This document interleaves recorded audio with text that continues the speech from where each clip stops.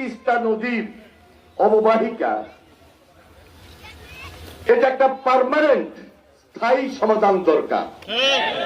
দীর্ঘদিনের আন্দোলন। 1979 সালে প্রেসিডেন্ট জিয়াউর রহমান এই যে তিস্তায় সর্বপ্রথম ব্যারেজ দেওয়ার উদ্যোগ নিয়েছিলেন। আমি আজকে দেখে আসছি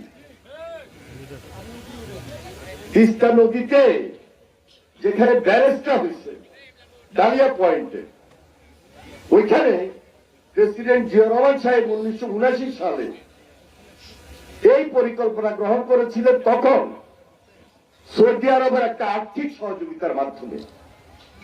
পরবর্তী ধারাবাহিকতায় হুসেন মোহাম্মদ এরশাদ সহ অন্যান্য যারা রাষ্ট্রীয় ক্ষমতায় এসেছিলেন, দেশনেত্রী বেগম খালেদা জিয়া সহ এই ধারাবাহিকতাটা রক্ষা করেছেন, এবং ওই ধারাবাহিকতার কারণে দেখেন উত্তরাঞ্চলের একটা সাইড নীলফামারী সহ ওই জেলার মানুষ উপকার পাচ্ছে। আমি সকাল থেকে দেখেছি। এর আগেও আমি 93 সালে এলাকায় এসেছিলাম, 93 সাল, তখন আমি ছাত্র রাজনীতি করি। এরপরে দেশনেত্রী বেগম খালেদা জিয়ার নেতৃত্বে এবং এই যে দুলু সাহেবের নেতৃত্বে আমি 2 বার এসেছিলাম। এখন আজকে পুরো এলাকা ঘুরছি, নীলফামারী থেকে শুরু করে তিস্তা পার একদম এই রংপুর কাউনিয়া এই এলাকা পর্যন্ত। আমাদের একটা কারিগরি সমীক্ষার প্রয়োজন, খুব দ্রুত এই মহাপরিকল্পনাটা বাস্তবায়ন করতে হবে। সেই জন্য আমাদের সঙ্গে এই যে আমাদের মন্ত্রণালয়ের সচিব সাহেব, ডিজি সাহেব, পানি উন্নয়ন বোর্ডের সকল কর্মকর্তাদেরকে নিয়ে এসেছি, এবং বাংলাদেশের সবচেয়ে বড় বিশ্ববিদ্যালয় কারিগরি প্রকৌশল বিশ্ববিদ্যালয়, কুয়েট ইঞ্জিনিয়ারিং ইউনিভার্সিটি, সেখানের অনেক বিশেষজ্ঞরা আমাদের সঙ্গে এসেছেন। আমরা 2-4 জন আসি নাই, এবং আমরা আসার পিছনে প্রায় 22 জন। আমরা আসার পিছনে আমাদের প্রিয় নেতা জনাব তারেক রহমানের নির্দেশনা ছিল। আমি এবং এই যে জাগো ভাই আন্দোলনের নেতা মন্ত্রী সাহেব আসাদুল হাবিব দুলু ভাই, এবং এই ফোরাদ হোসেন আজাদ আমার ছোট ভাই, আমরা 3 জন দায়িত্বশীল লোক মাননীয় প্রধানমন্ত্রীর সঙ্গে আলোচনা করেছি। প্রধানমন্ত্রী বলেছেন আমি এবার তিস্তা শেষ করব, আমি এবার তিস্তা মহাপরিকল্পনা বাস্তবায়ন করব। আমি পদ্মা ব্যারেজের জন্য দায়িত্ব নিয়েছি। পদ্মা ব্যারেজ এই উত্তরাঞ্চলের ওই পাশের মানুষের জন্য 1 থেকে পাস করিয়েছি। এবার আমি তিস্তা মহাপরিকল্পনা বাস্তবায়নের জন্য উদ্যোগ গ্রহণ করব এবং 1 থেকে এটা পাস করিয়ে কাজ শুরু করব। দীর্ঘদিনের কষ্ট, দীর্ঘদিনের দুর্দশা আমার সহ্য হবে, সহ্য হবে। এটা ছোট কাজ না, এটা অনেক বড় কাজ, বৃহৎ কাজ। পদ্মা ব্যারেজ একদিনে হয় নাই, কাজ শুরু হবে খুব শীঘ্রই।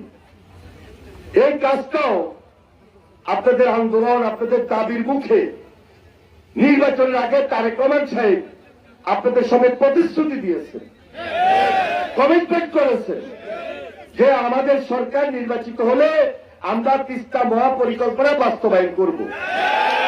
আমরা দায়িত্ব এসেছি 4 মাস হয়েছে।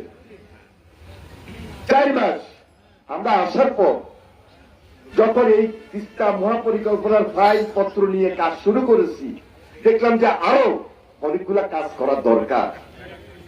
শুধু বাদ দিব, ড্রেজিং করব, পানিটা তো ধরে রাখতে হবে। উজান থেকে যখন বর্ষাকালে পানি আসে তখন বন্যা সয়লাভ হয়ে যায়, নদীর পাড় বেগে যায়, হাজার হাজার মানুষের ঘর বাড়ি বিঠা দোকানপাট বাড়িঘর সব নিঃশেষ হয়ে যায়। তাহলে এই মুহূর্তে আমাদের যে পরিকল্পনা নিতে হবে, একদিকে ড্রেজিং করতে হবে, বাঁধ দিতে হবে এবং পানিটাও ধরে রাখতে হবে।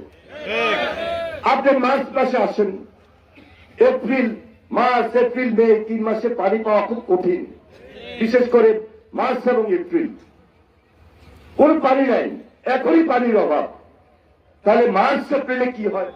তাহলে এই পানিটা হাজার হাজার কোটি টাকা এখানে খরচ করে আমরা পরিকল্পনা করে মহাপরিকল্পনা বাস্তবায়ন করব, এটা তো পানি ধরে রাখতে হবে। তাহলে বিশেষ কারিগরি সমীক্ষা আরো বেশি প্রয়োজন বিদায় আমরা একটু সময় নিচ্ছি। হাজার হাজার কোটি টাকার প্রকল্প আপনার পরবর্তীতে বলবেন যে প্রকল্প করেছে, এখন প্রকল্পতে পানি নাই। তাহলে এই পানিটা ধরে রাখতে হবে। একটা রিজার্ভার দরকার, বড় জলাশয় যেখানে পানিটা ধরে রাখতে পারবো, সেটা সুইচ গেট দিয়া হোক, অন্য কোনো পদ্ধতিতে হোক।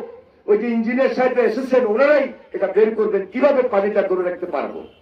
যেই পানিটা শুকনা মৌসুমে ধরে রেখে এই যে আবার খালে দিব, নদীতে দিব, যেখান থেকে আপনার আশেপাশের লোকজন একদিকে বাগান থেকে প্রতিরোধ হবেন, আরেকদিকে আপনাদের এই নদী থেকে, খাল থেকে, ক্যানেল থেকে পানিটা আপনাদের জমিতে যাবে, চাষাবাদ কৃষি উৎপাদন বৃদ্ধি পাবে, মাছের চাষ হবে এবং আপনার সম্পূর্ণ সুবিধাটুকু আপনারা পাবেন।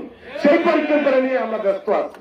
আর ব্যস্ত আছি বলেই তার একেবারে নির্দেশে আমরা 3 জন দায়িত্বশীল মন্ত্রী আপনাদের মাঝে উপস্থিত হয়েছে। এটা শুধু লালমনিরহাটের সমস্যা না, এটা রংপুরের সমস্যা, কুড়িগ্রামের সমস্যা, গাইবান্ধার সমস্যা, আরেকদিকে নীলফামারীর সমস্যা, ঠাকুরগাঁওয়ের কিছু সমস্যা আছে।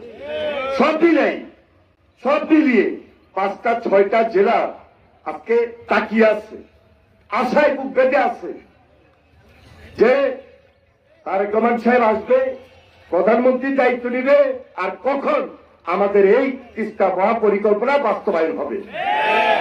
আজকে আপনাদের সামনে কথা দিচ্ছি, ইনশাআল্লাহ খুব শীঘ্রই এই তিস্তা মহাপরিকল্পনা বাস্তবায়নের জন্য সেই দায়িত্বটুকু আপনাদের সামনে আমরা উপস্থিত করবো এবং দৃশ্যমান করবো খুব শীঘ্রই। জাস্ট একটু অপেক্ষা করতে হবে, একটু ধৈর্য ধরতে হবে ভাই, একটু ধৈর্য ধরতে হবে ভাই। ইনশাল্লাহ ভাইয়ের নেতা আছেন, জাগো ভাইয়ের নেতা, আন্দোলনের নেতা, সুখের নেতা। আরেক নেতা হলো ফরহাদ হোসেন আজাদ, সেও জাগো ভাই আন্দোলনের নেতা। সেও আপনাদের বাসায় কথা বলে, কারণ আপনাদের পাশের লোক, তিস্তা পাড়ের লোক। আমি শহীদুদ্দিন চৌধুরী, আমি ছাত্র রাজনীতি করেছি, তিস্তাবাসীর পাশে আছি, থাকবো এবং আমার দায়িত্ব থেকে তার তোমাদের নেতৃত্বে সেটা বাস্তবায়ন করার জন্য টাকা দরকার আপনাদের পক্ষে সে অবস্থান গ্রহণ করবে ইনশাআল্লাহ। আপনারা সবাই ভালো থাকবেন, দোয়া করবেন, ধৈর্য ধরবেন। খোদা হাফেজ। বাংলাদেশ জিন্দাবাদ।